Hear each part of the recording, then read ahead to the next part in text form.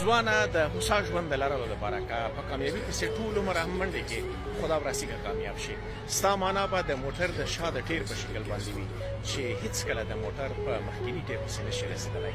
د کامیابي دپاره به په ځان کې لیاقت پیدا کوي که هره رشته وي تجارت وي یو کسب و کمال وي فرض که یو ډاکټر ته چې تر څو پورې هغه په ډاکټري کې ډیپلوم وانخلي هغه ډاکټر کېدلی نه شي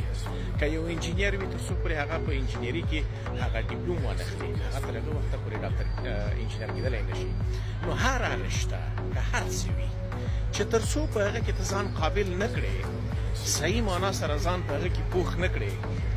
خدا وراسي که کامیاب شي او کامیابي درته نه راځي همدا د مزدورۍ ژوند به ټوله ورځ تېروې همدا مزدوري کې به لګیا وې او ګیله بیا د شا نه مه کوه د کامیابي دپاره به په ځان کې لیاقت پیدا کوې چې کله د لیاقت پیدا کړې